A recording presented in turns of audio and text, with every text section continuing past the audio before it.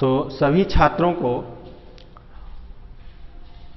ये ध्यान रखना है कि कोरोना के समय आप घर पर रह करके बेहतर अध्ययन करें ताकि आपका भविष्य जो है उज्जवल हो सके। और चूंकि आप कक्षा 10 में आ गए हैं, आप अब समझदार हैं, तो आपको ये बताने की ज़रूरत नहीं है कि क्या पढ़ना है, कितना पढ़ना है। और यहाँ से वीडियो के माध्यम से आपको अध्यापक गाइड कर रहे हैं और हम लोग केवल गाइड कर सकते हैं, मेहनत तो आप ही को करनी है। तो आज फिर हम कक्षा 10 के लिए एक नया वीडियो लेके आए हैं और इस वीडियो में जो सूरदास जी हैं उनका पहले जीवन परिचय आपको बताया गया, फिर उनके 2 पद आपको पढ़ाए गए हैं। ये तीसरा पद है। और देखिए कि आपने अपने घर में छोटे बच्चों को देखा होगा तो बड़े नटखट होते हैं और उनका जो नटखटपन है, यही जो नटखटपन है इसी वजह से हमारे अंदर उनके लिए बड़ा प्रेम जागृत हो जाता है और गलतियां भी करते हैं तो हम लोग उतना ज़्यादा सीरियस नहीं होते। तो यहाँ पर जो सूरदास जी हैं इनको वात्सल्य रस का सम्राट इसीलिए कहा गया है और अधिकतर विद्वान इनको वात्सल्य रस का जनक मानते हैं।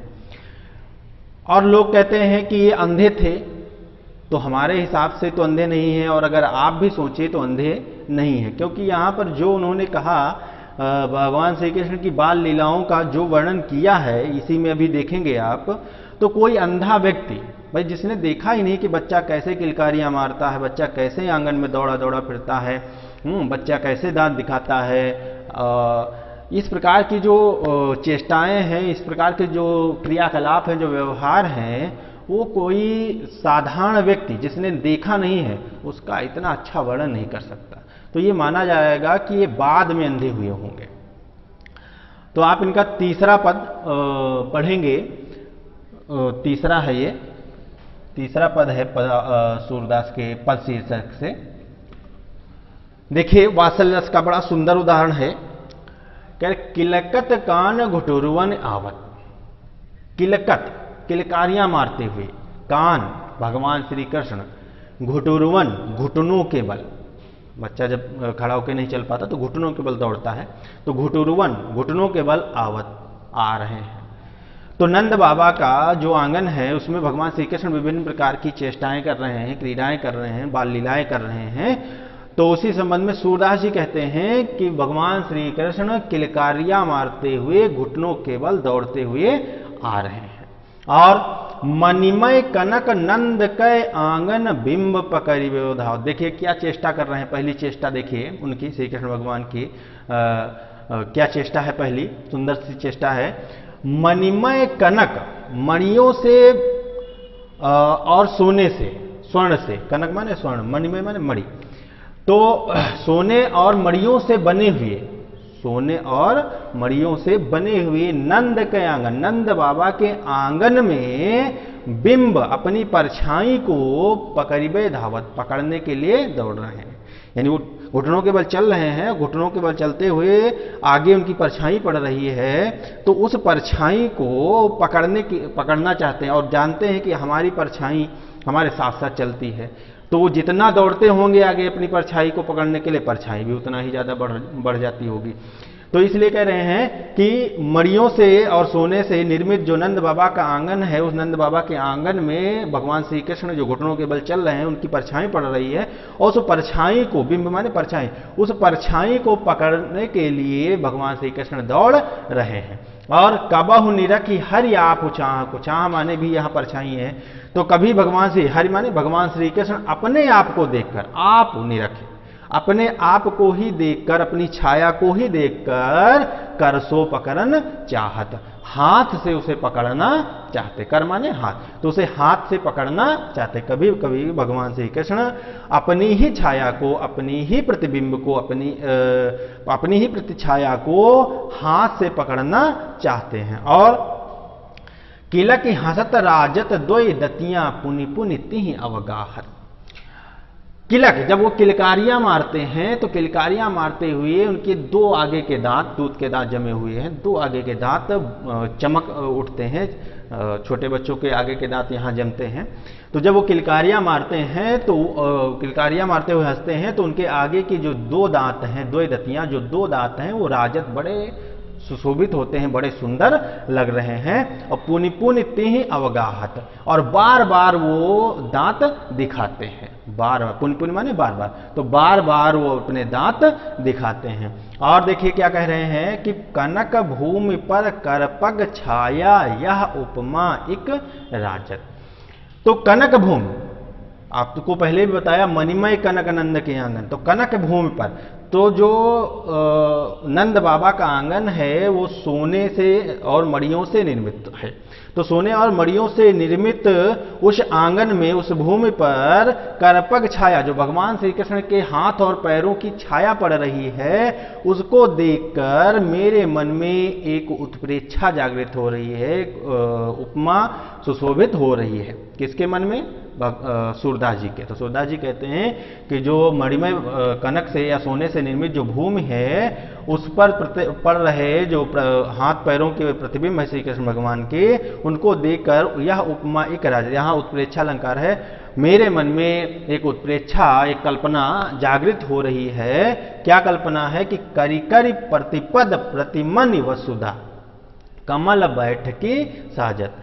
तो करिकर प्रतिपद, उनके प्रत्येक पद पर, प्रतिमणि प्रत्येक मणि पर, वसुधा पृथ्वी, उनके प्रत्येक थोड़ा बढ़ते हैं। और जो कि आंगन बना हुआ है मड़ियों से खचित है, तो कई भागों में, पार्टों में बना होगा, तो इसीलिए कह रहे हैं कि प्रतिपद, उनके प्रत्येक पद पर, प्रत्येक मणि पर वसुधा जो पृथ्वी है, कमल बैठकी साजत, जैसे कमल की बैठकी सजा रही है। यानी वो जितना बढ़ रहे हैं उनको देखकर ऐसा लगता है कि उनके प्रत्येक पद पर पृथ्वी ने कमल की बैठकी को सुशोभित कर दिया है, ऐसा प्रतीत हो रहा है। और बाल दशा सुख निरखी जसोदा पुनि पुनि नंद बुलाओ। और जब आप देखते हैं कि बच्चा बहुत बढ़िया शैतानियां करता है और बड़ा नटखटपन करने लगता है, तो हम लोग कहते हैं कि आओ, किसी को बुलाते हैं कि आओ देखो क्या कर रहा है, आओ देखो क्या कर रहा है, इस प्रकार से हम कहना प्रारंभ कर देते हैं। तो अब जब उनकी इस प्रकार की बाल लीला,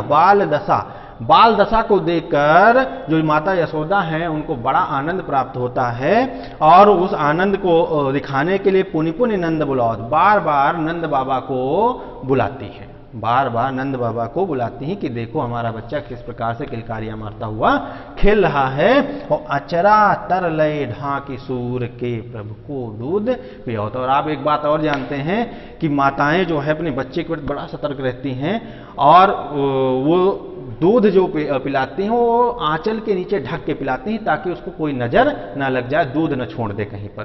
तो देखिए क्या कहा है कि अचरा तरलय ढाक सुर को, इस प्रकार से जब बाल दशा को, उनकी विभिन्न बाल दशा की क्रीड़ाओं को देखकर जो माता यशोदा, उनको बड़ा सुख प्राप्त होता है। और उनकी बाल क्रीड़ाओं को दिखाने के लिए नंद बाबा को बार बार बुलाती हैं। और उसी समय वो भगवान श्री कृष्ण को अपनी गोद में लेकर के अपने आंचल के नीचे ढककर, अपने आंचल, अचरा तरलय ढाक, अपने आंचल के नीचे ढककर सूर के प्रभु को दूध पियाओ। सूर के प्रभु, सूरदास जी के प्रभु कौन? श्री कृष्ण।